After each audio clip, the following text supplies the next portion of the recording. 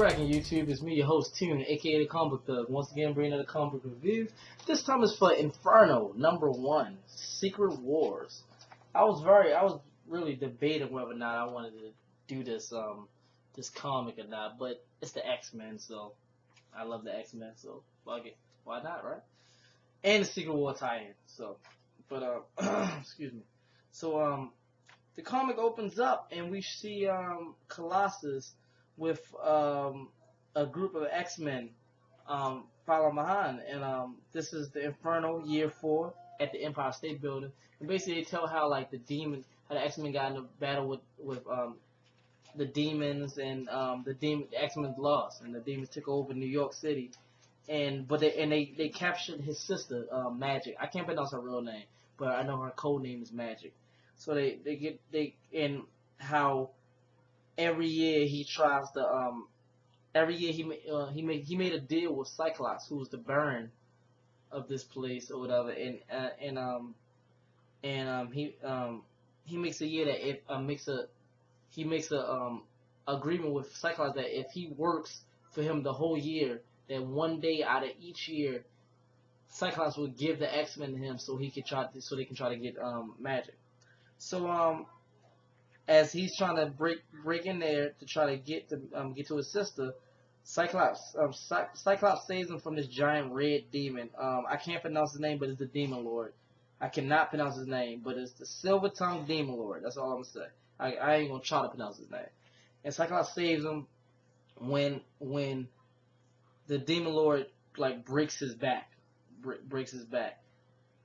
and it shows like that like Phoenix turned like into Jean Grey, who was there too. She like turns like Phoenix or whatever, so something like Phoenix, and she basically takes down most of the demons.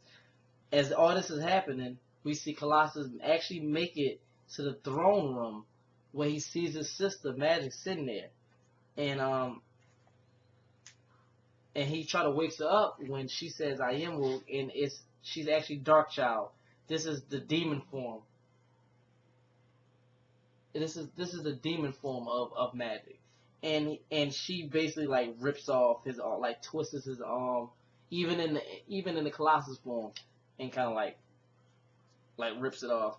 So then we got 364 days later, and we show Colossus waking up with Domino, his girlfriend, and like I said, they're working for Cyclops. They're like some type of like police force or something like that. Cause they look like they got this car and it looks like a police car, a future police car. So it just shows that like their normal routine for them. And then we see we go to the X headquarters, which is where all the X-Men work and everything. And we see Cyclops, who is now looks like Professor X, except for he has the hair. He's actually in the little hover chair from the '90s that Professor X used to have, or whatever. So, because he's paralyzed now, after that demon, the Silver-Tongued Demon, broke his back. So he basically said, "This enough is enough. He's not going to send any more X-Men out this year." And Nightcrawler and Domino and what is it? Is that Boom Boom? I'm not mistaken. I don't know if really that's her name or not. I think that's her name. I think it's Boom Boom. Like, is that her name? I cannot remember if that's her name or not. Let me see if I can find it real quick. Yeah, Boom Boom. That's her name. I was right. But yeah, Boom Boom. So Nightcrawler and Boom Boom, they agree to help Colossus out, even if Cyclops don't send any more X-Men. So now we have a team of Colossus, Boom Boom, Nightcrawler, and Domino.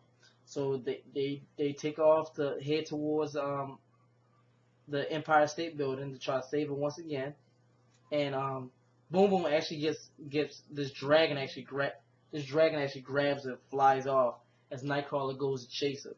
So Nightcrawler actually saves her, but in the midst of getting saved, we see the Silver-Tongued Dragon, the same one, the Silver-Tongued Demon, the same one that paralyzed Cyclops, stick his arm through her stomach. So it looks like she's gonna die, man, because she got to die from that. But she's not dead yet. And we see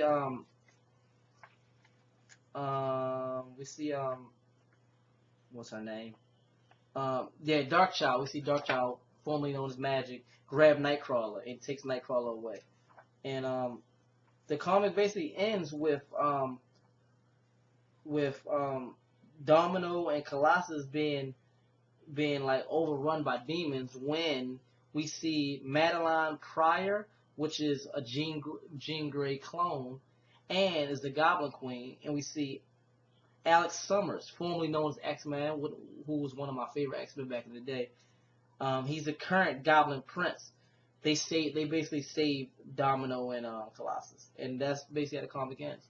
So, all in all, it was better than what I thought it was going to be. Because when I looked at it, when I remember seeing this coming out, I was like, this is not going to really be a good book. But it's actually better than what I thought.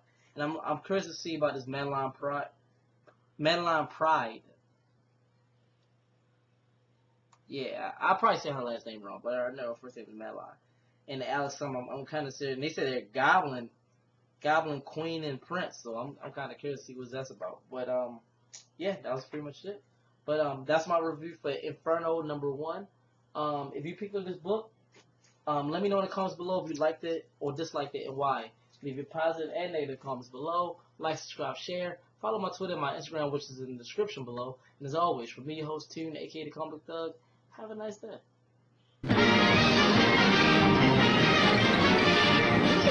That's all, folks.